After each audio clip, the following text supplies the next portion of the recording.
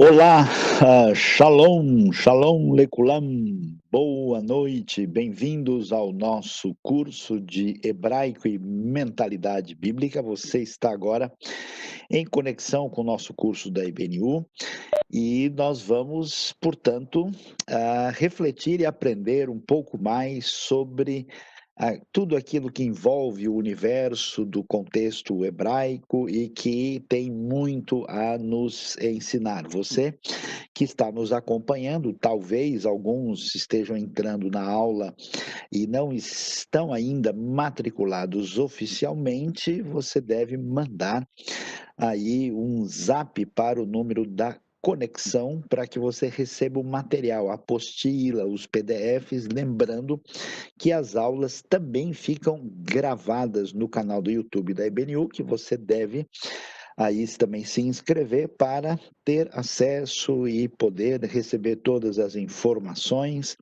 e, portanto, aproveitar ao máximo aí tudo que a gente pode oferecer, né, nesse processo tão importante. Então, nós vamos começar aqui a nossa aula aprendendo um pouquinho mais sobre aquilo que envolve a questão da mentalidade bíblica. E vamos aqui, né, eu vou começar hoje falando sobre alguns conceitos valiosos, né, dentro do pensamento bíblico hebraico, e depois, na sequência, a professora Suzy Lee vai falar hoje sobre a parte gramatical. Então, hoje vamos pensar um pouquinho sobre liberdade e democracia na mentalidade hebraica, né? Pouca gente talvez tenha a ideia clara, né, de que o conceito de liberdade é uma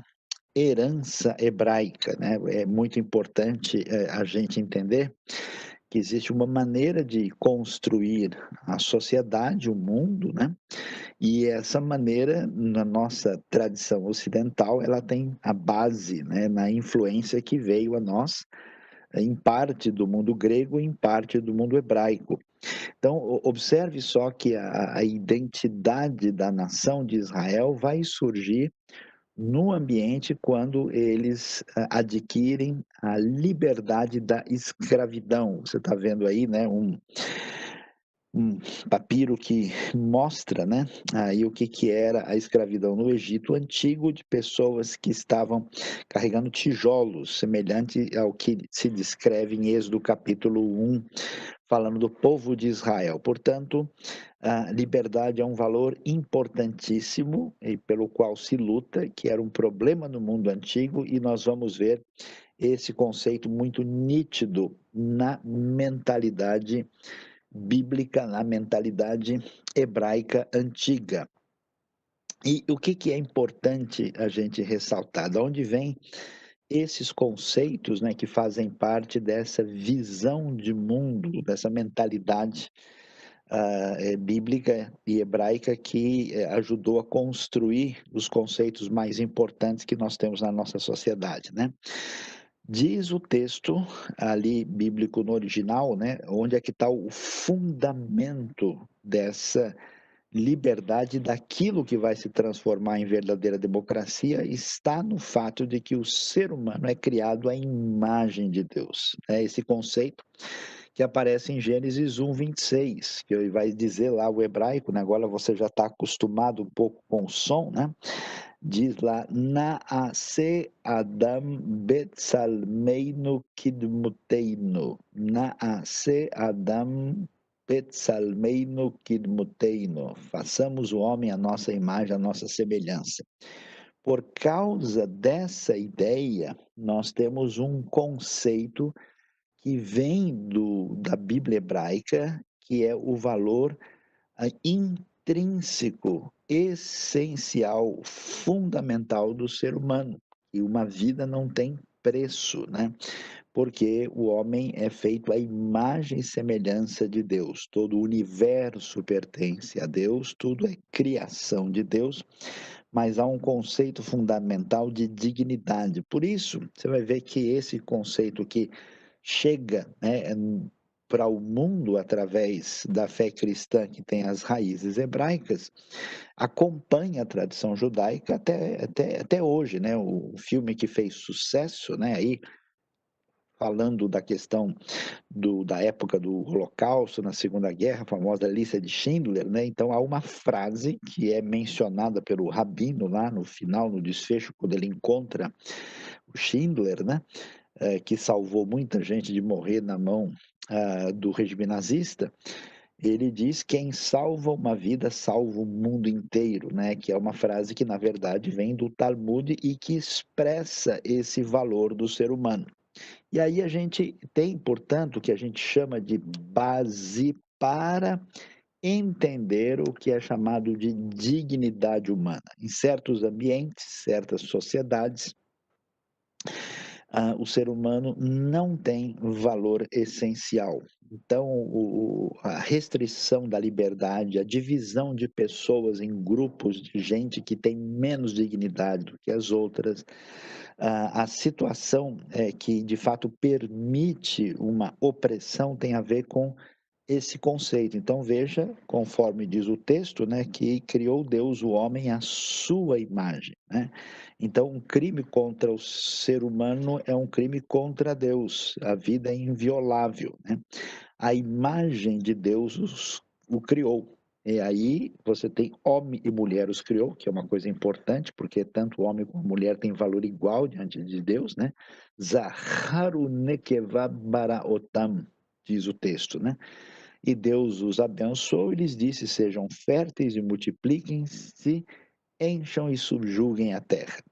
Dominem sobre os peixes do mar, sobre as aves do céu, sobre todos os animais que se movem pela terra, o ser humano responsável pela criação, numa posição de dignidade, o que confere, isso que é importante para pensar em democracia, para pensar em liberdade, precisa se considerar o valor do ser humano. Você pega todos os ambientes, quando nós tivemos genocídios na história humana, né, em nome de uma causa se justificava a mortandade de muitas pessoas, né? Onde é que a coisa para em termos de reflexão sobre essa questão? Exatamente no conceito do que é o ser humano. Se ele não é nada, se ele apenas é algo que faz parte de uma realidade abstrata maior, qualquer coisa está valendo, mas se ele tem dignidade em si mesmo, isso não é jamais aceitável. Prosseguindo, a gente vai perceber que a decorrência dessa realidade que os seres humanos são feitos à imagem de Deus nos leva a uma busca de um conceito que estabelece o que a gente chama de justiça e sociedade, né? Então, Deus cria o ser humano num conceito em que ele vai viver uns com os outros, né? Então, nessa convivência mútua, nessa questão que envolve a ideia de comunidade, né? Você vê no Antigo Testamento se fala sempre do Kahal Israel, né? Da comunidade do povo de Israel, Edat Israel, né? A assembleia, o ajuntamento, né? E para que essa sociedade, né, que é marcada por essa liberdade inalienável, viva adequadamente, ela precisa trabalhar com a ideia de justiça. Por isso é tão importante a ideia de lei, né? O Torat Adonai, né? A lei do Senhor, a lei que vai organizar a realidade que tem a ver com a diretriz divina. Então, se estabelece um ambiente onde existe um conceito de ética, um conceito da importância dos elementos que vão marcar a moral.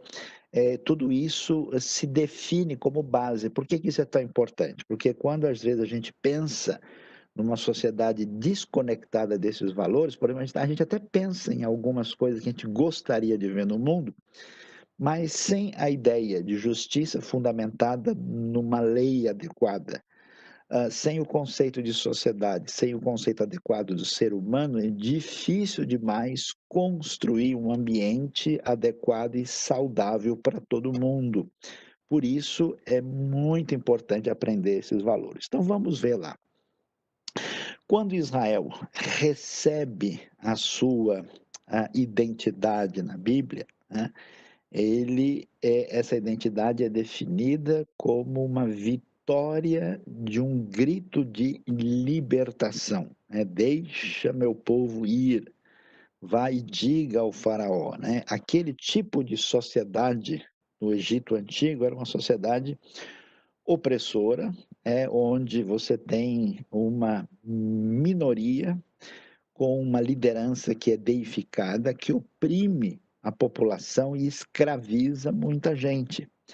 E aí, quando Deus se revela a Israel e define a sua identidade, se faz isso num contexto de vitória contra a opressão. As 10 pragas que aparecem lá no Egito, na verdade, são 10 pragas, né? Águas em sangue, as rãs, piolhos, moscas, morte dos rebanhos, feridas purulentas, granizos, gafanhotos, treva, morte dos primogênitos, tudo isso é uma vitória contra as divindades egípcias que são legitimadoras da opressão. Lembre-se de que os egípcios vivem em cidades grandes, constroem, né, grandes monumentos, as pirâmides e outras construções gigantescas, e os israelitas eram desprezados porque eles eram pastores de rebanhos. O pastor de rebanho, ele não oprime ninguém, nem é oprimido por ninguém. É o tipo de sociedade que entra num contraste com as civilizações do mundo antigo, e a gente vê que as verdadeiras raízes do que significa liberdade e democracia, na verdade, você vai encontrar no contexto da Bíblia hebraica. Olha que coisa interessante. No mundo antigo não existe limite para o que o rei vai fazer. O rei, ele é divinamente legitimado. Isso você vai ver no mundo dos hititas, no mundo dos sumérios, dos acadianos, dos egípcios, né?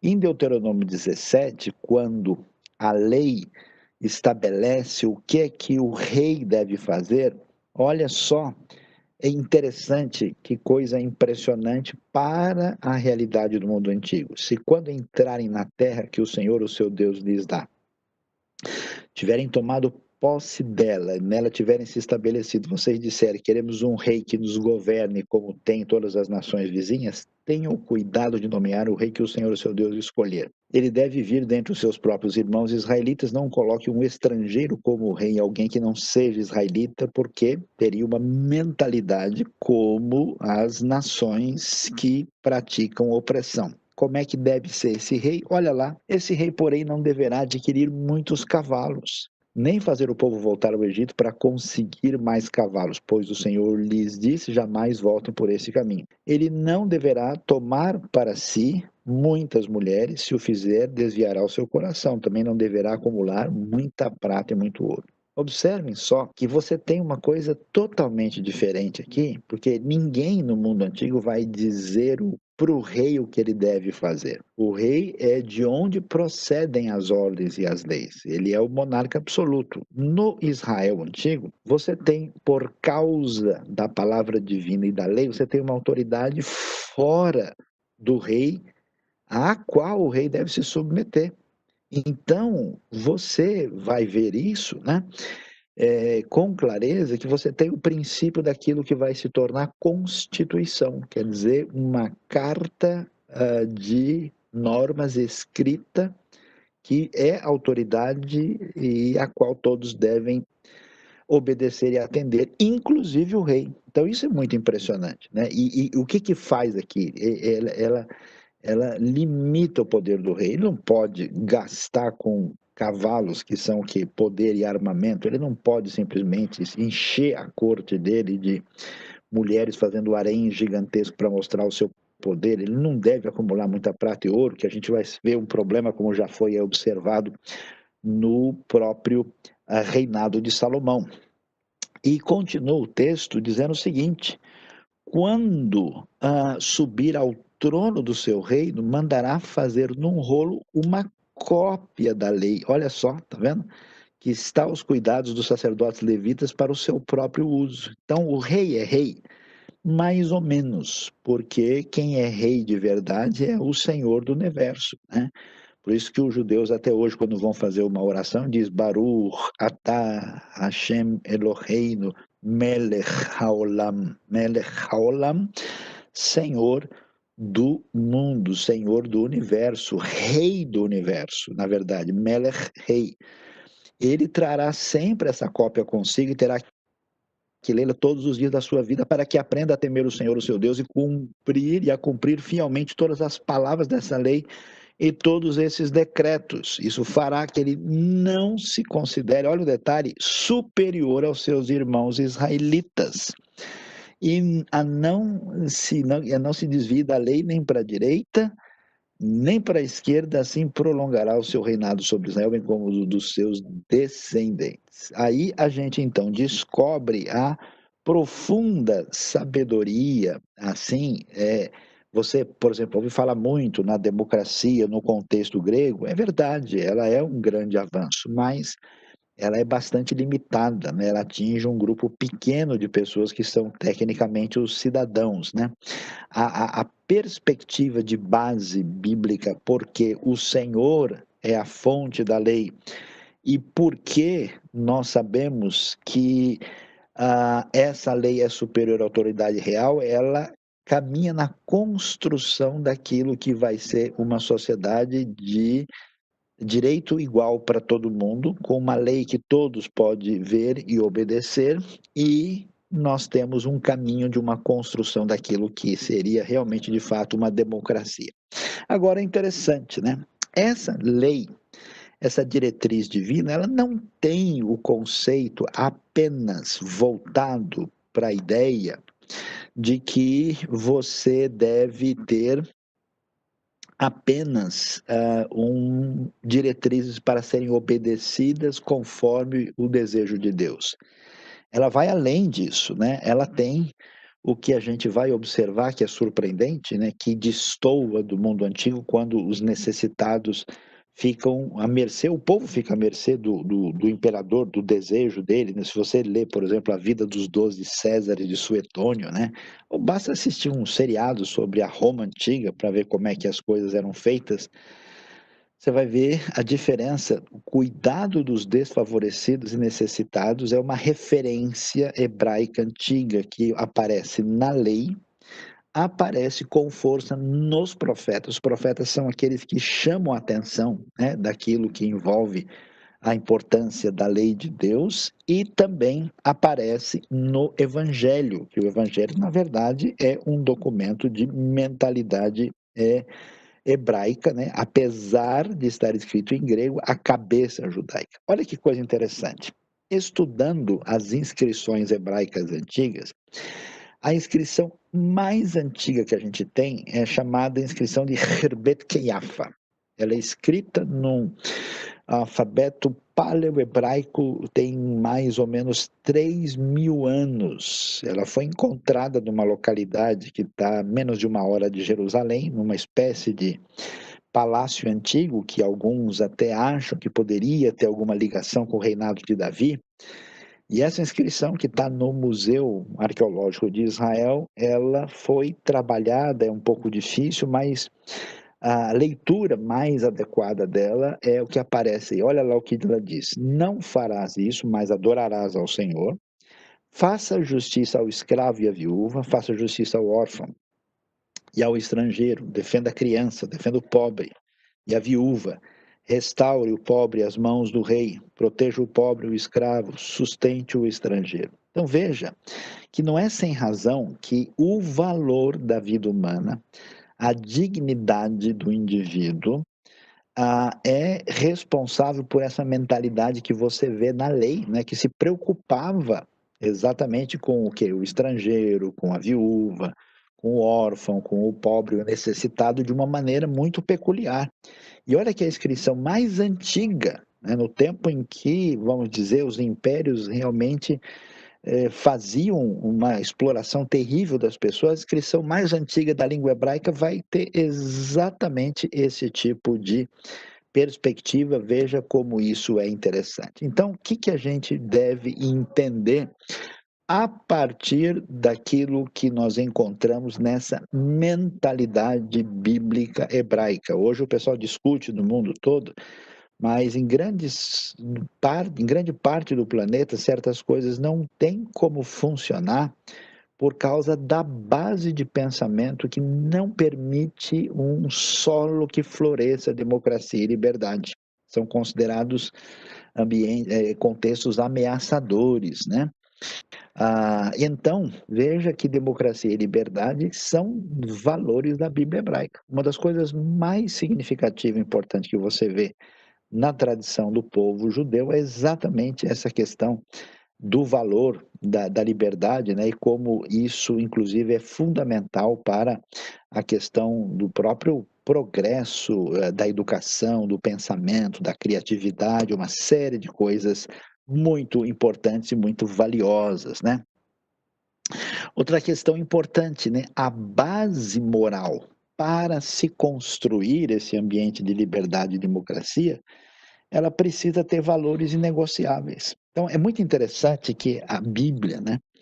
Você tem os 613 mandamentos da lei, o resumo disso são 10 mandamentos, 4 ligados a Deus, 6 ligados ao homem. Jesus vai falar, né? O Rabi Yeshua vai dizer que toda a lei está fundamentada, né? Tudo gira em torno de amar a Deus e amar ao próximo, né? Esses elementos são fundamentais e essenciais. Quando você tira a base disso, tudo vai ruir. Então, um dos dramas que a nossa sociedade tem hoje é que ela, não tendo essa fundamentação, por que é importante seguir qualquer diretriz moral, ela cai num relativismo. E no relativismo você vai ter o quê? Gente construindo leis que são leis que devem beneficiar um grupo X, uma pessoa tal, as pessoas que estão no poder, e você tem esse caos moral, né, que toma conta de parte da sociedade que vive num mundo complicado hoje. Amar a Deus e amar ao próximo são as duas referências, e isso é fundamental para que a gente tenha a base para a construção disso, de uma sociedade onde exista de fato liberdade e democracia. Por isso, na Bíblia, aparece sempre uma crítica da opressão e da injustiça. Interessante ver a história do Nabote, né? Que tem a sua vinha roubada. Ele é acusado indevidamente pelo rei Acabe e pela rainha Jezabel, e ele é morto. O seu terreno é tirado dele, né? E você vai ler grande parte do pensamento bíblico nos próprios livros históricos e dos profetas, você vai ver que a rejeição de Deus e do próximo andam juntas, né? Isso parece no Novo Testamento: quem não ama seu irmão que viu não pode amar a Deus que não viu, né? E por isso os profetas vão levantar a voz, né? Porque quando o reino de Israel e de Judá se afasta de Deus, eles são, né, tomados por esse caminho de opressão e maldade, e o texto se levanta contra isso, né, de uma maneira muito significativa por parte dos profetas de Israel. Além disso, é muito interessante como o pensamento bíblico rejeita essa ideia de concentração de poder do Estado e de qualquer outro centro de controle. É tão interessante que na Bíblia conta-se uma história, na própria lei, né, que havia, claro, um contexto cultural dentro de uma sociedade que funcionava com outra maneira de organização, mas de repente uma família lá não tem descendentes masculinos, a família de Zelofeade. E eles vão chegar a Moisés, as mulheres, as filhas de Zelofeade, para falar com Moisés sobre isso. E é interessante que elas fazem uma solicitação do seu direito. E a Bíblia diz que o que elas pediram, né, Moisés foi consultar ao Senhor, e isso pareceu bem ao Senhor. Foi aceito, e então elas vão receber herança, né? Você vê a própria construção da igreja primitiva, né? Quando eles reúnem lá em Atos 6, eles vão ver que aquilo pareceu bem a todos. Então, essa ideia, ela é muito importante, porque a liberdade, ela é amiga da responsabilidade e da construção de um futuro conjunto. Por isso que não é sem razão, por exemplo, que Os próprios judeus, por exemplo, chegam numa terra, quando eles retornam a Israel, com tanta dificuldade, eles podem construir de maneira efetiva por causa desse ambiente cultural favorecedor. Mas quando você tem um ambiente onde a liberdade desaparece e a democracia real não existe, você tem o que? Uma concentração de poder na mão de poucos. E isso aparece, às vezes, no Estado, quando o Estado domina as pessoas, como a gente sabe, em vários tipos de regimes totalitários da história, quer tenha sido, por exemplo, o nazismo no contexto alemão, ou o regime comunista, por exemplo, né, no contexto stalinista ou dos seus outros sucessores, né, e várias outras coisas semelhantes. Você tem até mesmo as chamadas teocracias, né, em certos ambientes do mundo também, onde você tem um estado religioso que domina tudo, né? Qualquer coisa desse jeito é totalmente diferente da proposta do pensamento bíblico, né? A ideia bíblica é que só Deus é o Senhor. Essa declaração é importante porque no mundo antigo os monarcas diziam que eles eram o Senhor. Eles eram uma divindade, então eles tinham direito a tudo. E aí o que, que a gente descobre? Que ameaça a liberdade, a democracia e o bem-estar de uma sociedade é o que a gente vai chamar de uma concentração de poder que sempre é ruim, né? E a gente sempre tem que prestar atenção onde é que o poder pode se concentrar muito.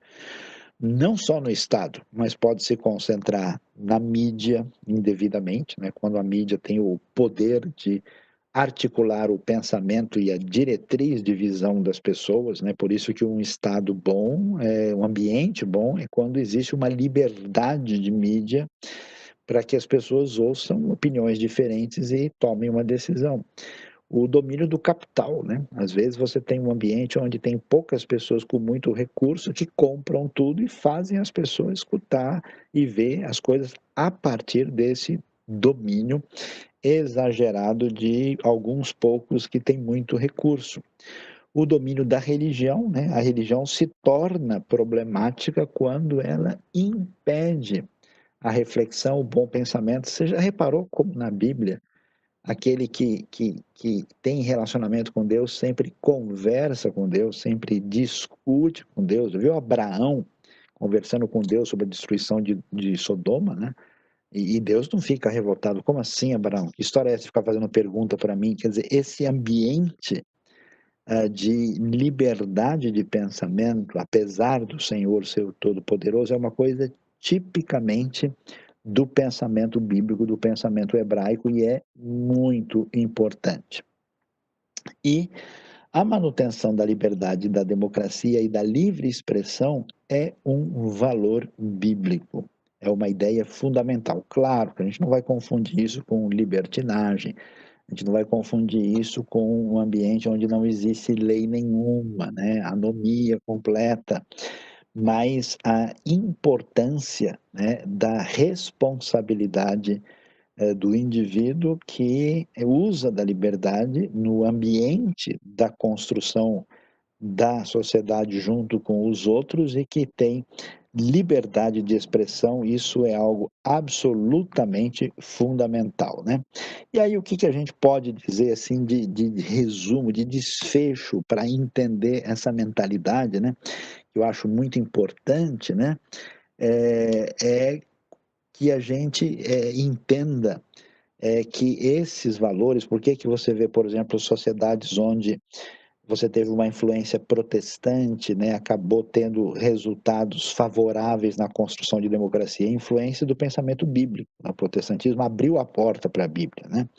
Então, o Estado não pode ser absoluto, né, de uma maneira que ele domine tudo, porque isso é algo que pode complicar a nossa relação com a democracia. A iniciativa livre não pode ser reprimida, no sentido em que as pessoas acabam perdendo esse valor fundamental de liberdade que é tão importante, né? O cuidado dos mais fracos, né, que talvez seja um problema de algumas sociedades desequilibradas, é imperativo, isso é muito claro na lei, né, porque se a gente vive num ambiente de liberdade, a liberdade é um bem que pode ser utilizado para o benefício de todos. A lei deve conter a injustiça e a opressão. Por quê? Porque você tem gente que, através do seu poder, tenta prejudicar os outros e tirar a liberdade e a vida de outras pessoas. A lei precisa existir para isso. E o bem social do cidadão deve ser incentivado. Por isso, sociedades que têm esse fundamento, esse pensamento de base bíblica, elas geralmente são sociedades que se desenvolvem de maneira mais saudável, né? Então, diante disso, a gente tem aqui um bom resumo desse tipo de visão, de mentalidade tão importante. E agora a gente interrompe, né, essa primeira parte da aula e vamos voltar depois com perguntas, mais perguntas dentro do tema da palestra e da gramática hebraica. E agora, então, eu vou passar a palavra para a professora Suzy Lee, que vai hoje continuar a aula agora dando a parte gramatical da língua hebraica. Shalom, Morá Suzy, בסדר? את יכולה לדבר עכשיו. תודה רבה, shalom, erev tov, né, lekulam. Então vamos agora falar um pouquinho, né, depois dessa aula especial sobre democracia, vamos falar um pouquinho da nossa aula de gramática, né? Então eu vou aqui compartilhar com vocês e fazer rapidamente uma, uma revisão do que foi falado na semana passada. Então, vamos falar rapidamente aqui. Nós vimos na semana passada os gêneros e números, né, dos substantivos e adjetivos. O final do masculino, ele não recebe nenhum final a mais, né? Do feminino, ele recebe o a, ou às vezes a própria palavra já terminada como a, né? O a longo, tá certo? É esse, deixa eu colocar o apontador para vocês poderem ver, é esse sinalzinho aqui, tá? Com o re final, que na verdade faz parte da vogal, ok? Então é Torá, então isso era o feminino, a marca do feminino, tá certo? Quando nós passamos para o plural, fica Torot, Torot, tá? Então vem um O e um tave final como marca do plural feminino, ok? E do plural masculino, sus era o substantivo, fica su, sim. Então, tem o i, a marca aqui do i, longo, né? E o mem final, que é o m, tá certo? Então, su, sim, era isso. Por que que nós precisamos ver? Porque isso continua tanto para os substantivos como para os adjetivos que vamos ver hoje, ok? Então, o dual era um pouquinho só diferente, que eram, por exemplo, para as partes do corpo que nós temos em pares, né? Por exemplo, mãos, pés, olhos, né? Era usada esse dual. Yad, que é mão, então ele recebia esse A, só que breve, A, im, tá? Aim, então ficava ya, daim. Então é isso que nós vimos na aula passada. Hoje nós vamos ver o adjetivo. Por que o adjetivo, né? O adjetivo é uma palavra que qualifica aí o substantivo, né, da qualidade, mas ele concorda em gênero e número com o substantivo, como no português. O menino bom, né? Então, ele concorda. A menina boa, né? Então, tudo concorda com o substantivo, ok? Então, no hebraico também vai acontecer a mesma coisa. Então, nós precisamos saber aquilo que aprendemos na semana passada, que é o gênero e número do substantivo e adjetivo, para poder continuar. Então, aqui tem um exemplo, ó. Amargo, mar, tá? Mar é amargo. Mar, amargo. Daqui, para eu poder colocar o masculino plural, é ma, aí dentro dessa palavra fica marim, mar, marim, marim, né? Colocar o i e o mem final. Então, marim. No feminino singular, desse mar, eu coloco a marca do feminino, que é o a, né? O a longo fica mará, mará, tá ok? Mará. Então, isso quer dizer amargar. Mar, amargo, marim, amargos, mará, amarga, marot, que nem torot, né? Marot é feminino plural, marot, sempre tave final. Mal, então mal, maus, ma e mas, né? Então, o que é mal? Ra, ra. Esse ain final, ele não tem som, ele é mudo. Então, fica só ra, ok? Agora, quando ele passa para o plural, ele recebe aqui uma mudança, ele tem uma alteração na vogal. Essa vogal fica longa, assim como mar, marim, a vogal ficou longa. Então, ra, aí isso aqui que não tinha som, recebe o i, então fica ra, im, ra, im, ok? Ra, im, maus. Agora, para ficar feminino, a gente coloca aquele sinal de feminino que é o a longo. Então, fica ra, que alongou a vogal, ra, a. Então, fica como se estivesse alongando muito a vogal. Ra, a. Se tivesse mais uma vogal. Ra, a. Ok? E para o feminino plural fica ra, ot. Ra, ot. Tá? Ot é o final. Então, só para entender. Mal, ra. Maus, ra, im. Ma, ra, a. E mas companhias, né? Ra, ot, tá? Ra, ot. Vamos continuar um pouquinho mais. Então, grande, grande nós aprendemos juntos, né? É gadol, ok? Gadol. Então, isso é grande. Grande no português não existe nem masculino, nem feminino, é tudo igual, certo? Grande, menina grande, menino grande, certo? Então, grande não tem feminino e masculino no português. No hebraico tem. No hebraico masculino é gadol, tá? Gadol. Ok? Nós já vimos quando aprendemos as vogais, kametz gadol, ok?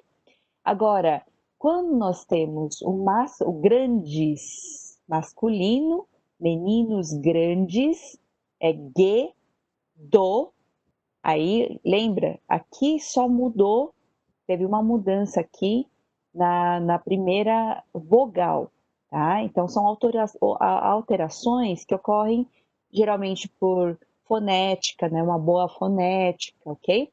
Então, fica ge, do, lim, tá?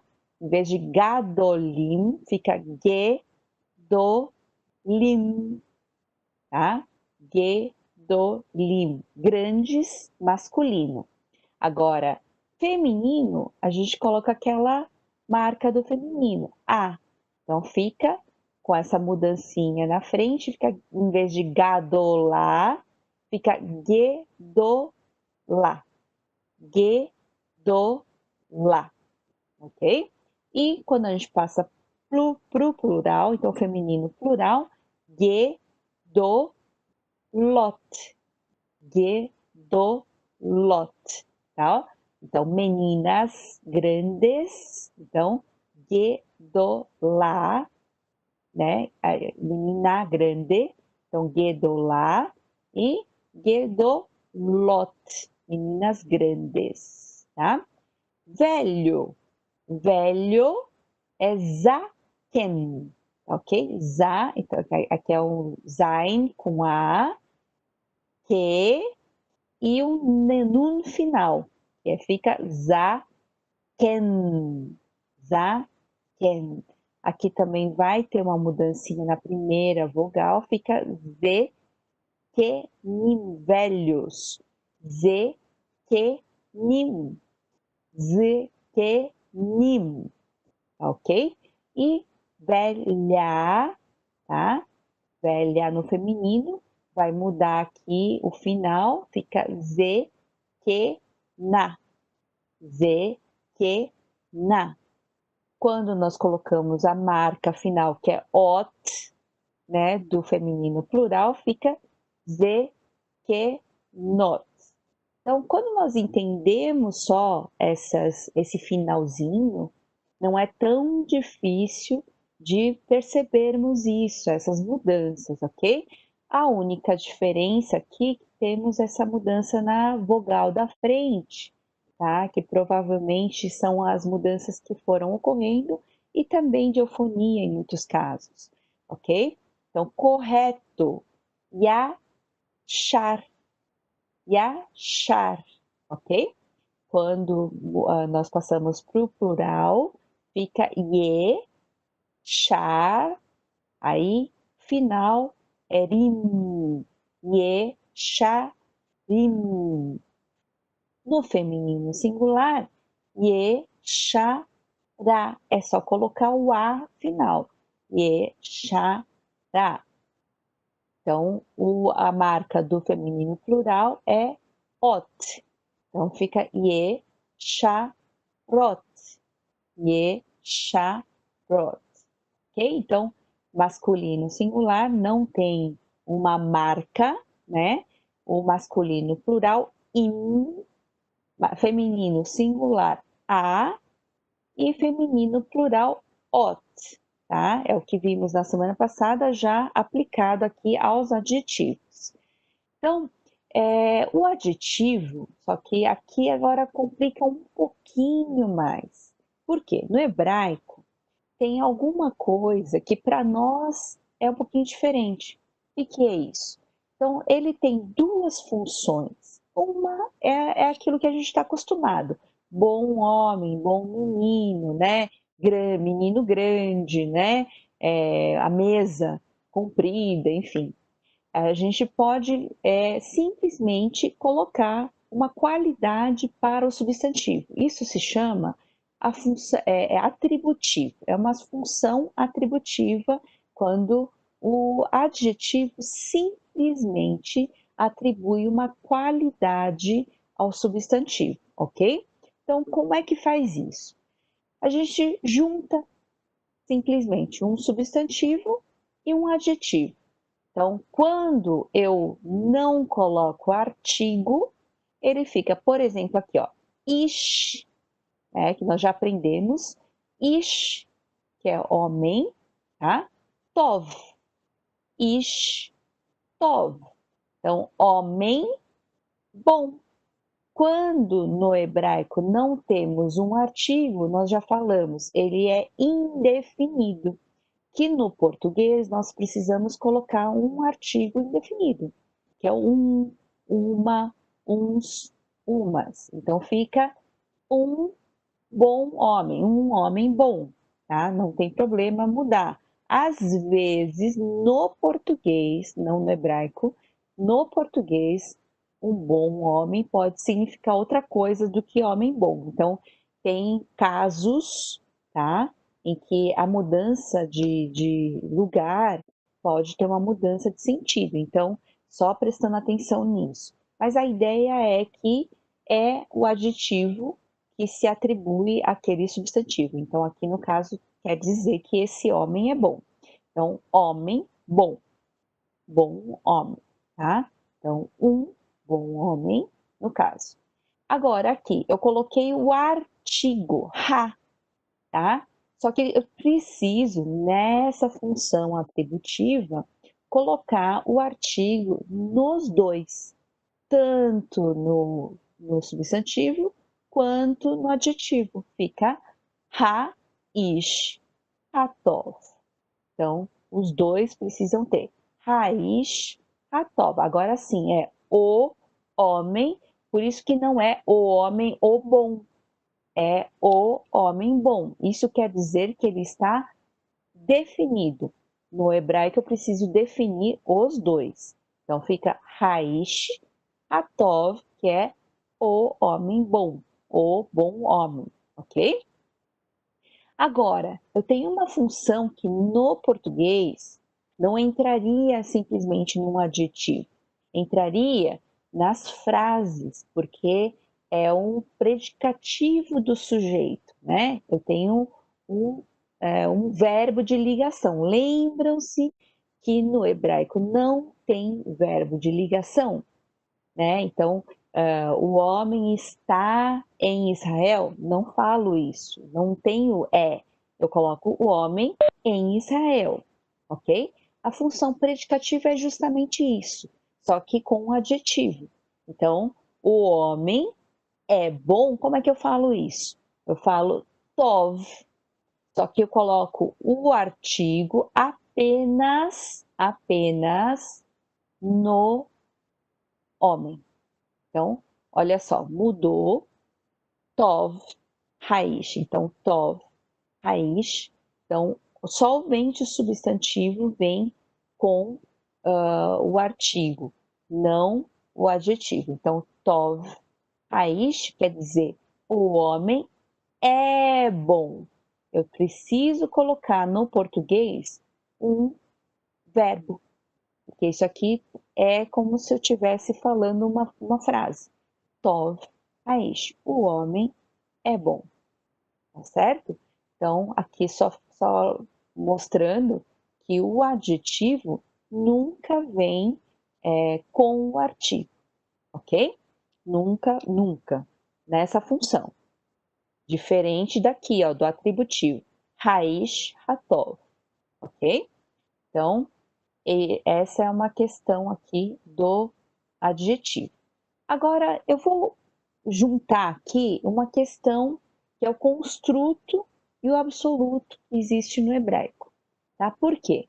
Porque justamente é como se a gente vai entender um pouquinho melhor, talvez até o adjetivo e essas questões.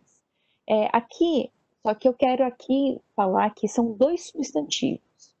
É o substantivo que é o absoluto e o substantivo construto.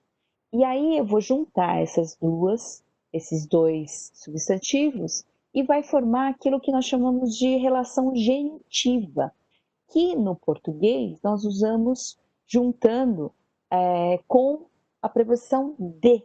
Tá? Então, por exemplo, anel de ouro. Então, pode ser o material que é daquilo, do que o produto é feito, né? Então, ou, por exemplo, a lei de Deus. Então, ou é posse, ou pode ser uma certa origem, tá certo? Então, esse de que nós usamos em português é o que vai formar aqui essa relação genitiva entre os dois substantivos, tá ok? Então, nós falamos um pouco do adjetivo, a relação que ela tem, como se constrói, né, que nós temos o atributivo e o predicativo, agora nós vamos ver a relação entre dois substantivos, tá? Então, como é que eu uso, tá, essa forma? Então, quando eu tenho, olha só, vai sofrer mudança. Então, por exemplo, quando eu falo lei de Deus, essa palavrinha lei que vem na frente, ela vai sofrer uma mudança. Então, como é que vai ser essa mudança aqui? Se ela terminar em im, que é o masculino plural, ela vai ficar ei, tá? Ei. Quando termina em A, que é o feminino, ele vai mudar, ó, at, só que com a vogal breve, A breve, era um A longo, né? Inclusive com o Rê aqui, final, formando a vogal longa. Vai ficar at, com vogal breve, e o TAV, o T final, então at. Então, por exemplo, nós já conhecemos Torá, né? Torá é lei, né, de Deus. Então, Torat, Torat Elohim, ok? Então, eu mudo aqui, fica Torat Elohim. Feminino plural, que termina em ot, não muda, fica ot do mesmo jeito. Dual, aim, né? Lembra? Yadaim, então termina em aim, ele vai ficar ei também, assim como o masculino plural, tá bom? Então vamos entender um pouquinho melhor. Então, o nome do homem, como é que eu falo isso? Então, Shem é nome. O Shem, eu não coloco artigo. Onde vai vir o artigo? No próximo. Ele não mudou porque no masculino, ó, o nome, né, Shem, ele não muda. Então, aqui não teve mudança. Raiz é do homem. Raiz, então vai receber aqui o artigo, porque é o nome do homem. Então, Shem, raiz, tá? A lei do homem. Como é que eu faço? Lembra que lei é Torá. E tudo que terminava em A ficava at. Então fica Torat, raiz. Torat, raiz. Ok? Do homem. Lembrando, Ra tem que estar aqui porque aqui está com artigo, tá ok? Definido. Então, os cavalos, masculino, tá vendo? Cavalos era susim. Susim. Então, fica su-sei. Su-sei, raiz. Su-sei, raiz. Então, do homem não mudou aqui, ó, raiz, tá vendo? Agora, o que mudou era um substantivo masculino, era um substantivo feminino e substantivo masculino plural. Então, ficou o construto, ficou mudando aqui, mudou para ei, aqui at, e aqui não teve mudança, ok? Então, isso é o que acontece com construto e absoluto, né? Então, aqui a gente tem alguns que são irregulares, tá? Por que que eu vou passar esse aqui? A gente está terminando essa parte, mas por quê? Porque aparece muito, são palavras que aparecem muito na Bíblia. Então, eu resolvi trazer aqui alguns que mudam muito. Então, por exemplo, absoluto. Porque alguém já perguntou numa das primeiras aulas. Porque a palavra bait, que é casa, muitas vezes aparece em Beit, por exemplo, Beit David, né? Por que que é Beit David e não Bait David? Porque é um construto, ok? Agora nós entendemos algumas coisas, tá ok? Mulher. Mulher que é Isha. Isha. Como é que ela fica no construto? Aí é complicadíssimo, porque muda muito. Eshet. Ele é totalmente irregular. Eshet. Então, mulher de Davi, por exemplo, como nós estamos falando, Eshet David, tá? Eshet David. Ben, o que muda? Muda a vogal aqui. Era uma vogal longa, e aí vai se tornar uma vogal breve. E aí ele geralmente vem aqui com um hífen. Então, Ben David, né? O David vai vir aqui já com esse hífenzinho lá em cima, tá? Ben David, filho de Davi, tá? Então, Zaken é Zekan, então tem essa mudancinha. Maget, então, Mavet, desculpa, Mavet, Mot, tá? Mavet, morte, né? Fica Mavet, Mot, ok? E berachá, birkat. Então, tem algumas mudanças. Berachá é bênção, né? Abençoar, bênção, né? No caso, é substantivo. Berachá fica birkat. Birkat. Então, a bênção de Deus. Birkat Elohim. Tá? Birkat Elohim. Então, Maim, que é águas, água, né? Maim. Mei, olha como muda. Então, Mei, águas do Jordão. Mei, né? Seria Maim, de Jordão, né? Yarden. Então, Mei Yarden, tá? Mei Yarden. Av, fica, Av é pai, fica Avi. Avi, ok? Avi já muda, ó.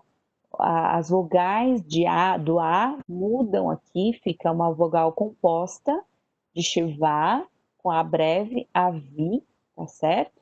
Avi Shlomo, então pai de Salomão, Avi Shlomo, tá ok? Melachim, tá? Melachim, tá? Malchei, tá? Melachim, reis, né? Então fica reis de Israel, Melachim, Malchei Israel, ok? Malchei Israel. Anashim, homens, fica Anshei, tá? Ahi, tá? Que são irmão, né? Ahi, ok? Devarim, palavras, né? Coisas. Então, fica divrei. Então, devarim, por exemplo, de um senhor, né?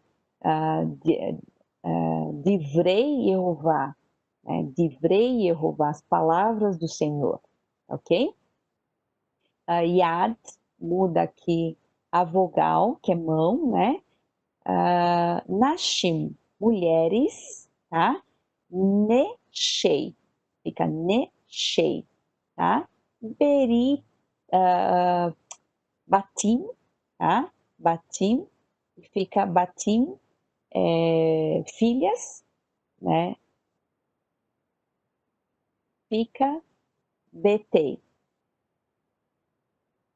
Agora que me confundiu, mas vou falar com o Saião aí. Betim? Saião, me ajuda Betei, aqui? betei, Betei, betei, Betei. betei, Não, tá certo. Betei. Não, Betim. Betim Não, é batim, é batim, Batim. betei. Ah, então tá certo. Isso. Então é isso mesmo. Betei é um irregular, né? Batim é porque é feminino, é filhas, né? Então fica Betei, é isso mesmo. Tá ok? Então aqui eu trouxe só assim uns exemplos, né? De coisas irregulares que vocês vão ver bastante, né? Na Bíblia, inclusive, quando vocês tentarem ler. Por isso que eu trouxe.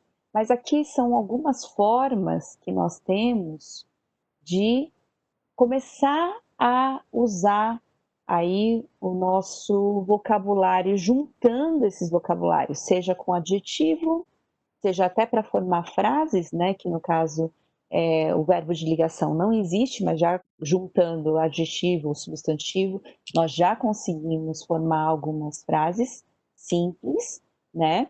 Então, isso aí é o que nós temos para hoje, ok? Então, vamos lá para o momento de perguntas, Saião. Opa, pessoal, então vamos lá. Vocês podem encaminhar suas perguntas. Lembrando que para você caminhar no hebraico, você tem que rever a aula, né? Olhar a apostila, fazer exercícios, porque na verdade não é tão complicado assim, é diferente, né? Mas se a gente vê várias vezes, então aí estudando hoje adjetivo, com substantivo, função atributiva, predicativo. Os nomes são feios, mas eles são boa gente. Eles mandaram lembranças para todo mundo, né? E também essa questão do construto e absoluto, como é que em vez de usar a preposição de, né, o substantivo muda lá. Mas vamos lá, perguntas agora que devem ser mandadas aí, né? Ou pelo chat, Temos algumas ou... aqui, Sael, Opa, vamos lá. falando, já que nós falamos de democracia, falando democracia hebraica bíblica é igual à democracia de hoje, né? Aqui ele pergunta se sim, como explicar a questão dos 12 espias? 12 espias, não estou entendendo qual é a ligação que isso tem com democracia, né?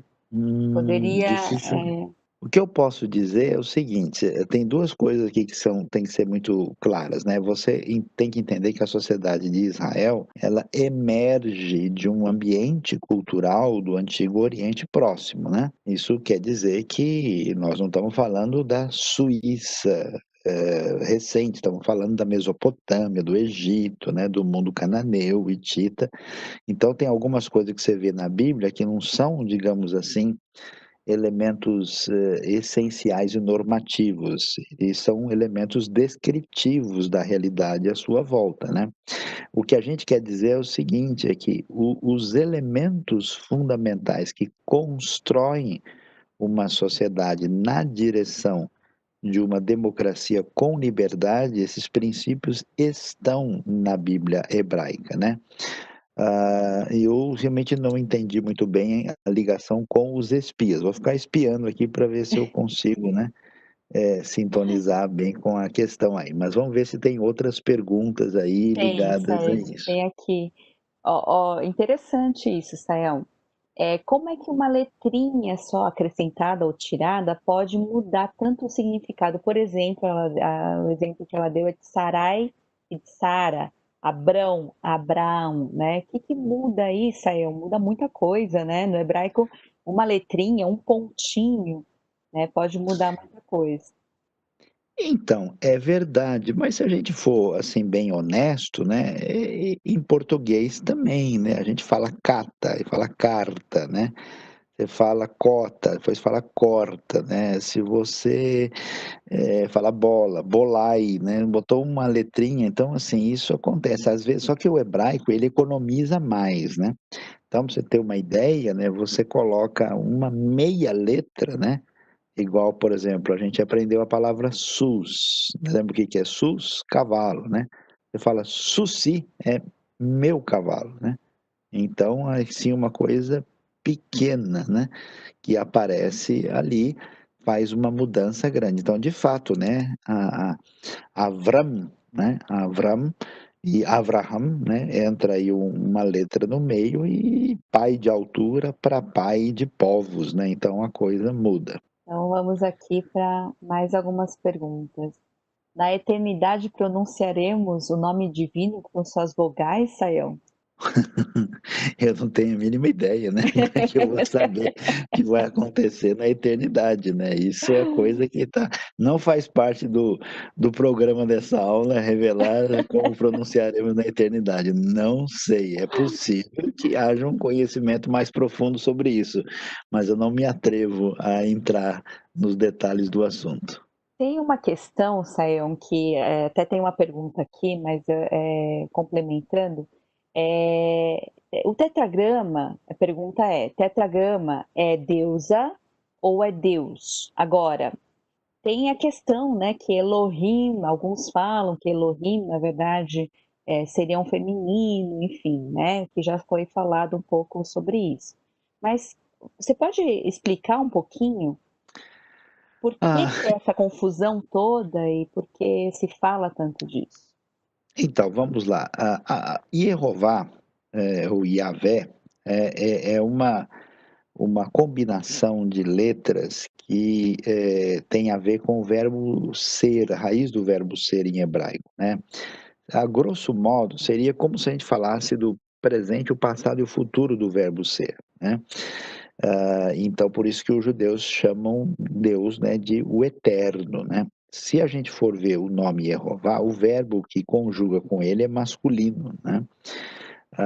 Existe a palavra Elohim. Elohim é uma palavra que aparece no plural masculino. E espírito, né, quando o espírito de Deus, Ruach Elohim, aí é feminino, né?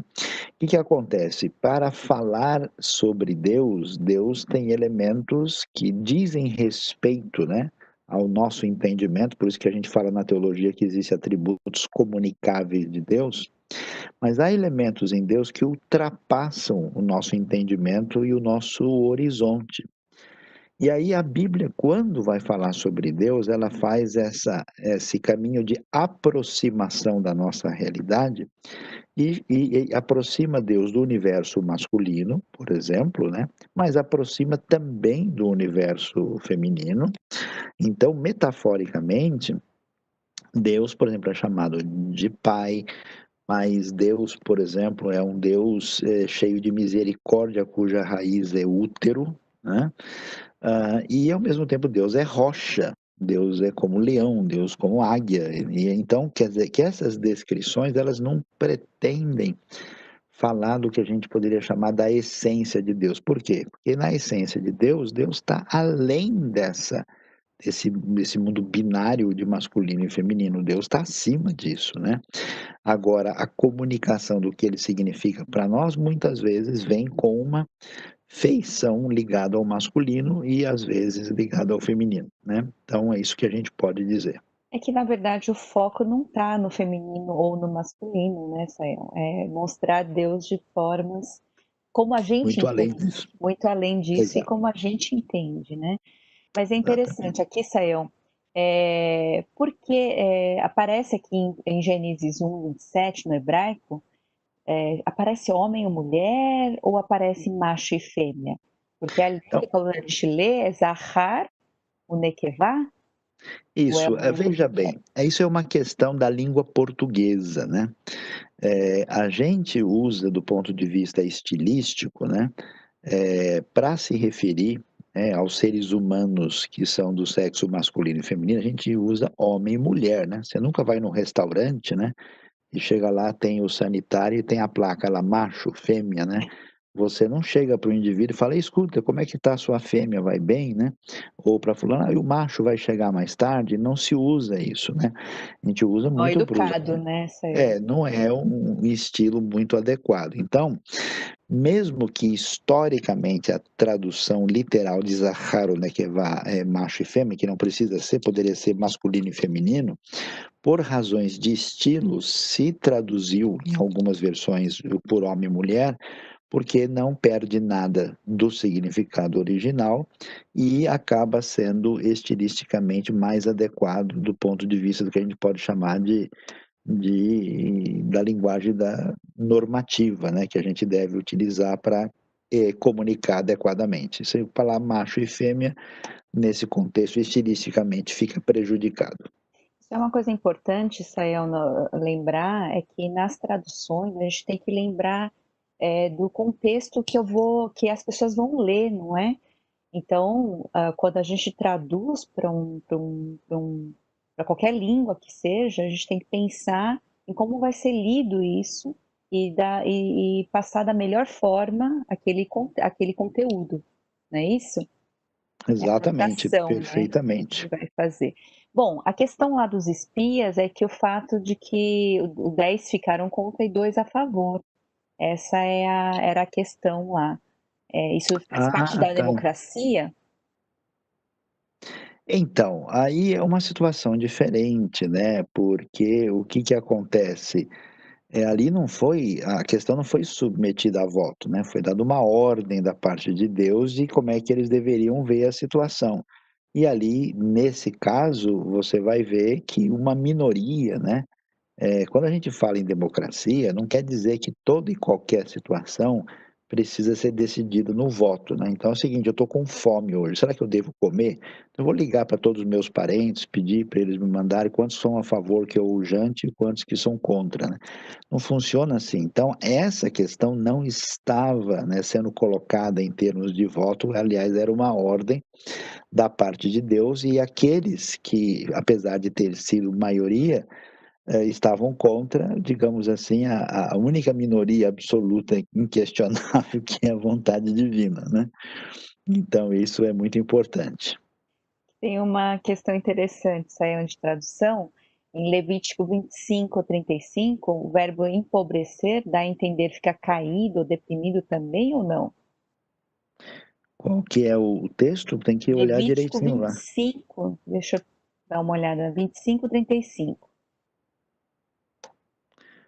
Pode ser Deixa eu que seja, ver. tem que ver direitinho se a gente tem aí, faço Levítico 25:35, deixa eu ver se eu vejo qual que é. Pode ser que seja isso, não é nada difícil que o verbo utilizado lá, É umatá, deixa eu ver, umatá, se é alguém do seu povo. mot. É mot de, tá como mot, saiu, matar. Deixa. Então, mas aí precisa ver, porque matar não quer dizer, né, cair, talvez seja uma raiz muito, peculiar aí, que, tenha, Precisaria dar uma olhada, né. então, mas aí acho que é o primeiro verbo, né, que amor, arriha, o matar e a dor, então é o primeiro verbo, empobrecer, porque o outro tem a ver com vender, né. A ideia literal não parece ser, a ideia não é Cair. o verbo comum para cair não, né, é yamur. Deixa eu ver aqui, Yamur, verdade. é yamur que Mur, aparece lá. é mur. Aqui diz que pode, né, to be low or depressed ou Deve ser, não é o verbo tradicional para cair, não. que é na fala, né, Aham. mas é um verbo que tem, uma ideia de perder, de baixar, né, porque empobrecer é ficar, né, mas não tem Uhum. esse sentido de deprimido, sentimental não pode se concluir É, isso do verbo, né, é isso. muito importante a gente prestar atenção para não ir além, não tem essa ideia de deprimido nesse sentido, né, que não é o caso de jeito nenhum, né. Bom, a democracia tem a ver com o livre-arbítrio, Sayão? Olha, essa questão de livre-arbítrio precisa se entender, antes de tudo, o que que a pessoa está querendo dizer com isso, né. Escreveu até um artigo relativamente recente, né, sobre a questão, porque livre-arbítrio é uma expressão que, no final das contas, não significa muita coisa, né. Porque alguém pode usar a expressão livre-arbítrio para dizer que nós somos capazes de ter uma escolha moral, né, entre o certo e o errado. E alguém pode usar a expressão livre-arbítrio dizendo assim: "Olha, eu posso fazer aquilo que eu desejar, que eu decidi", mas você não pode decidir estar, em Marte amanhã, porque você não tem condições de fazer isso, né, você tem limitações. Então depende o que cada pessoa quer dizer com livre-arbítrio. A democracia está fundamentada no fato de que os seres humanos têm capacidade de tomar decisões. Agora, em que medida essas decisões têm outras influências e participações, aí é um outro curso, é uma outra aula que vai demorar a vida toda mais 6 meses. Tem muita coisa para discutir aqui, né. Democracia do Senhor é perfeita, e ela diz, né, acho que a igreja primitiva conseguiu vivenciá-la de forma plena, certo? É Não, nunca. verdade? O ser humano nunca conseguiu vivenciar nada de maneira plena, né, porque eles são seres humanos, né. Então, em certos momentos, nós vemos a descrição de ações democráticas, mas Na igreja primitiva você vê o Diótrefes que queria ter a primazia, você vê conflito entre o próprio apóstolo Paulo e Pedro, você vê uma igreja de Corinto, um dizendo que um é de Apolo, outro de Paulo, outro de Pedro, né? E então a igreja primitiva tem dificuldades, né, nessa caminhada, mas isso não quer dizer que a gente abre mão, né, dessa referência, porque democracia simplesmente é uma definição que estabelece que, em essência, nenhum ser humano é superior ao outro, né? Que todos devem ser igualmente ouvidos. Se a gente quiser fazer alguma coisa no nível da coletividade, a gente tem que considerar aqueles que estão envolvidos nesse projeto. Bom, aqui tem uma pergunta interessante, Sayão. A palavra mar em português tem alguma coisa a ver com hebraico? Marim? Mar? Não, não tem, não. A palavra mar em português vem do latim, né? Os latins, os romanos falavam do Mediterrâneo como Mare Nostrum, né?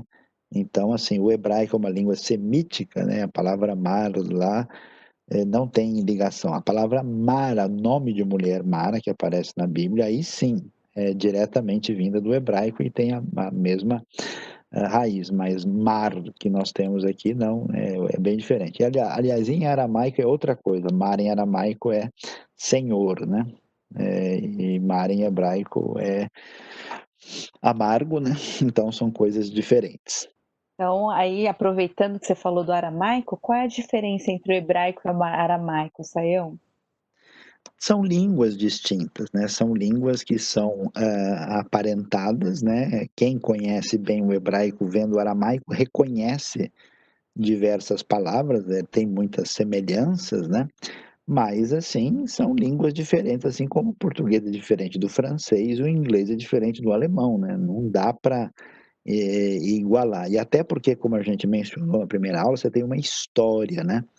Você tem, vamos dizer, uma história de desenvolvimento do hebraico e também, na verdade, tem vários aramaicos, né? Interessante a Paixão de Cristo, o filme, ela foi, né, feita em aramaico, né? Apesar que um aramaico com bastante sotaque de italiano, mas quem conhece hebraico e escuta, a gente entende bastante coisa, né? Quase como um brasileiro que fica escutando italiano, assim, você entende uma parte boa das coisas. Mas são línguas diferentes, ainda que sejam semíticas e próximas.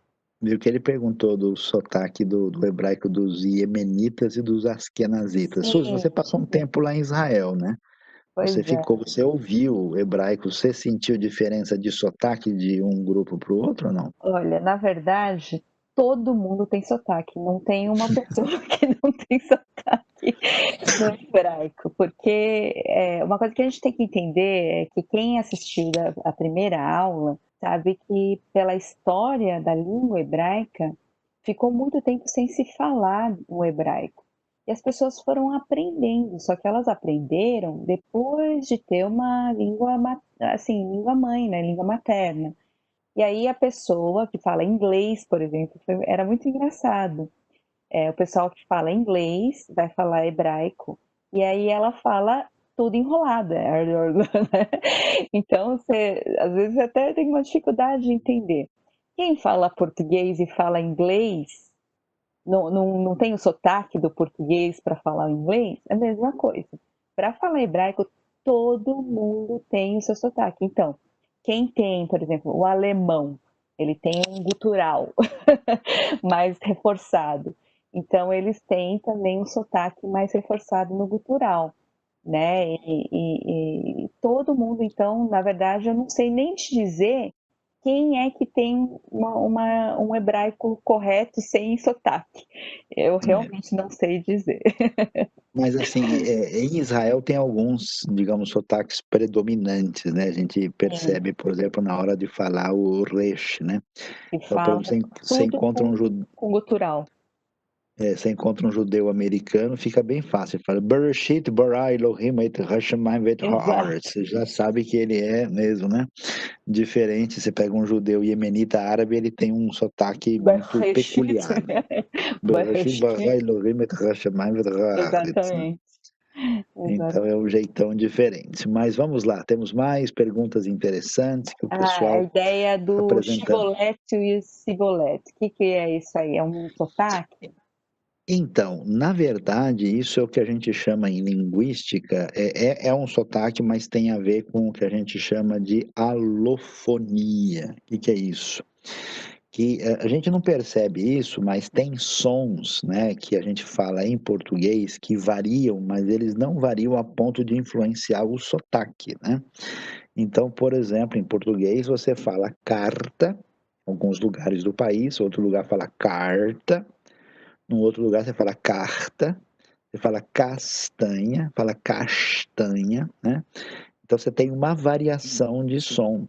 Essa variação não interfere. Aqui, no caso, no Reino do Norte, os efraimitas tinham um sotaque diferente, né? Então, se falasse cibolete ou chibolete, mostrava o sotaque, né, que tem a ver com o fenômeno de alofonia e acabava, né, e revelando de onde era a pessoa, né? Como a gente, claro, tem coisas que a gente pede para alguém falar, você já sabe se ele é falante nativo daquela região, o país ou não, né? Alguém perguntou se merhabá do árabe é aramaico, né? Não, que eu saiba não. Merhabá se usa em árabe e em turco. Acho que em aramaico que eu saiba não. Tá, hoje em Israel, Sayão, existem as mesmas preocupações para com o povo estrangeiro que existia lá na igreja primitiva? De certa forma, sim. Veja, a gente não pode pensar muito em Israel como se fosse uma unidade, né? Uma nação com 9 milhões de pessoas.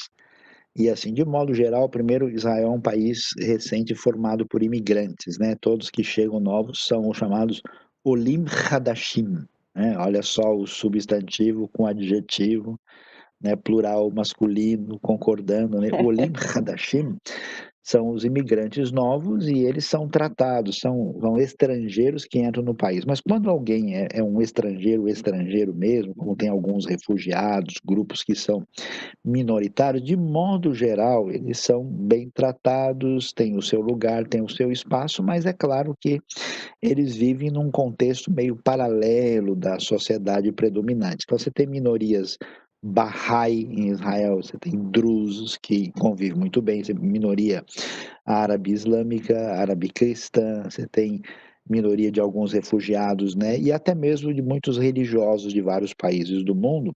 De modo geral, Israel é muito sério e rígido por causa da questão de segurança, mas ele é bem respeitador dos direitos das pessoas. Então, será que o Esdras entendia uma conversa com Moisés? Ou precisaria de um intérprete? Bom, se o Esdras não está tudo em aramaico, né? Parte do livro dele está em hebraico, né? Então, se fosse falar em aramaico, aí precisaria de intérprete, sim, porque o forte do Moisés não era o aramaico, né? Tá certo. Com certeza não, né? Bom, aqui vamos sair um pouquinho, mas já pedimos. Algumas perguntas, pessoal, já foram feitas, então a gente vai dar prioridade para as perguntas novas, tá? Se vocês puderem assistir as outras aulas, né, para que vocês vejam essas perguntas, porque vai aparecer toda semana e toda semana, para não ficar repetindo a É, mesma pergunta, tá ok? E também nós pedimos aí que a gente fique dentro do assunto da aula, para que também a gente não fique aqui divagando, né, falando de todos os assuntos possíveis, porque não tem fim, né, Sayão? é Bom, verdade, vamos. vamos aqui responder. Tem uma pergunta aqui, já do Novo Testamento. Não. Quando se lê no texto, quando se diz, se teu irmão pecar, tem a ver somente com os que são daquela família específica, ou se pode tratar de qualquer compatriota ou alguém assim que não seja da É. família, Sayão? A palavra ar, né, do hebraico, que depois se desdobra no Novo Testamento, né? Nesse caso, e em muitos outros, significa irmão no sentido mais amplo, não é só o irmão de sangue, né? Irmão, nesse caso, é sinônimo do teu próximo pecar com você, né? Então, não, foi meu primo que pecou, então não preciso me preocupar, que é diferente. Não, não é o caso, né? É irmão na comunidade, né? Assim como o brasileiro faz, o judeu faz muito isso até hoje, né? E aí, meu irmão, né? Fala aí, irmão, né? Ri, né? Ele se usa muito sem problema nenhum.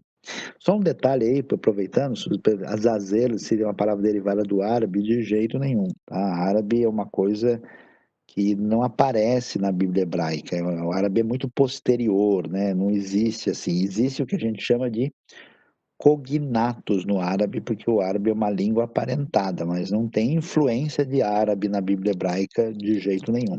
Tá? A língua egípcia e persa, né, que tiveram uma conexão mais próxima, você tem uma influência mínima, né? Muito limitada. Uhum. Também, na verdade, isso a gente falou, aquela árvorezinha que mostram as línguas, né, saiu na primeira aula. Acho que vale a pena dar mais uma olhadinha para ver como é que acontece aí. A questão aqui, o atributivo no hebraico é da mesma forma do que o atributivo no grego? É Como é sim, que é é, o mesmo. gente? É hoantropos rorrutos, né? No sentido em que você tem a repetição do artigo para fazer a referência do uso, né? Do adjetivo atributivo e funciona de maneira semelhante. Pode É que ser, o não tem a grego também. predicativa, né? Não tem a função Predicativo é outra, predicativa. só atributivo. Predicativo é outro departamento, porque aí o grego tem o verbo de ligação mesmo explicitado, o hebraico não, né? Mas pelo menos no grego do Novo Testamento isso está claro, né? Agora, se os Sim. outros gregos aí, o grego ático e o seu desdobramento literário pode ser que o grego do Novo Testamento é um grego semitizado em grande parte, mas de modo geral o que você vê lá é a mesma coisa. Aliás, nós vamos ter no próximo módulo, né, Sayão, aula de grego, né, Isso, aula falando da reforma e para os adolescentes também, falando do mundo adolescente, né? Então, fiquem ligados aí para os próximos módulos. Nós vamos ter em novembro e dezembro. Eu acho que hoje, Sayão, nós vamos finalizando, né, a aula. isso. A gente quer agradecer a todo mundo, né, e pedir, né, que vocês aí mantenham a sua sintonia, não sei, todos que estão nos acompanhando, né? Inscreva-se no canal, né? Porque você, quando você está inscrito no canal do YouTube, toda vez que sair algum vídeo novo, alguma coisa, você recebe, né? A aula, por exemplo, é avisada imediatamente. Se por acaso, eu esqueci, aí você pode ter a opção, né? E inscrição no canal não tem custo nenhum, não significa nada de problema para você. E também nós temos uma apostila, né, que a maioria já deve ter recebido, e também tem as aulas, o conteúdo, o PowerPoint, ele é colocado em PDF e você pode ter todo esse acesso sem custo nenhum.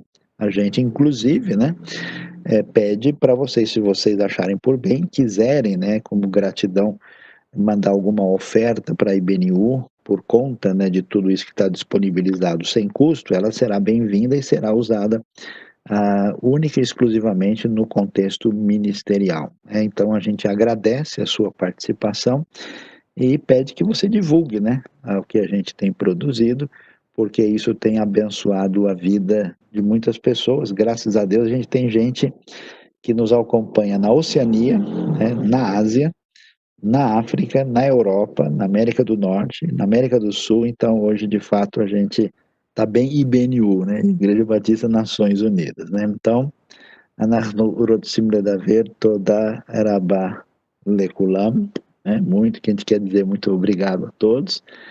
E Laila Tov. E amanhã, Bezechá, Suzy יש לנו פגישה בבוקר, מחר, Bezechá, 10, né? É ser. Às Às 10 da 10 manhã. horas da manhã, nós temos a nossa celebração da IBNU, né? Fique ligado aí no nosso canal do YouTube, ao vivo, né? Então, vai ter um momento muito especial, uma palavra, olha, muito, muito especial mesmo. Então, Vai ser no fiquem Antigo ligados. Testamento. Você No está Antigo convidado a Testamento, é acompanhar, tá verdade. bom? Pode acompanhar no hebraico, Exatamente. quem quiser. Obrigado a todos. Muito boa noite. Que Deus nos abençoe, né? E que a gente possa aí ter um bom descanso nessa noite. Obrigado a todos. Obrigado, professora Suzy. Boa noite também. Obrigada, Deus Obrigado. abençoe. Shalom, shalom, Laila Tov a Shalom. todos. Laila Tov.